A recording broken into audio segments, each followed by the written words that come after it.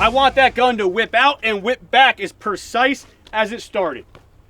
All right? So these are the two things that we're grading on. It's important that you understand how we quantify success for this. All right? Does the dot return back to exactly where it started from? And does it come back as quick as it left?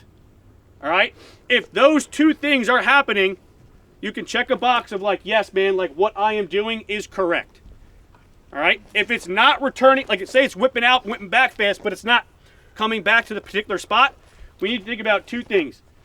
Am I getting visually distracted by the dot and the explosion, and I'm allowing my vision to expand all over this target, and now the gun has free reign to go where it wants, right? Or am I, yep, I'm staying anchored, and then I'm just kind of like doing a whole bunch of input into the gun, which now is not allowing it to go back there, all right? We'll talk about one little thing. When we're looking at visual connection, right? Being target focused is a little bit loose of a word. Everyone's heard that, right? We should be target focused. Well, you can be target focused, but target focused too expanded, right? So when I say stare at this black pacer, I mean like that's how refined your visual connection should be to a small spot, right? But I can look at this black pacer, but also be expanded out to like a 6-inch group, right? When I do that, I give that gun the freedom to go anywhere it wants in that cone of circumference there.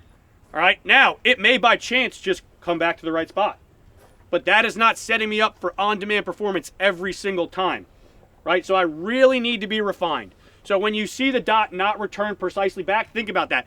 Am I actually staring that refined and focused on the black pacer? Or yes, am I looking at the black pacer, but I'm also seeing all this other stuff around it, and maybe that's allowing the gun the freedom to go where it wants?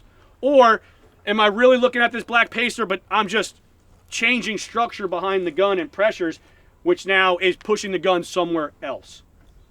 All right, does that make sense? We'll play with this more. So I'll demo. This is what we're looking for. Every time you do this, watch the behavior of the gun. The bullets will be there, I promise you. If they're not, you can look at it after. All right? So watch the behavior of the gun. All I care about is not where the bullets should be there, but if they're not there, I'm not worried about that right now. All right? For you guys, I just want you paying attention to how precise it returns, and does it return as quick as it left?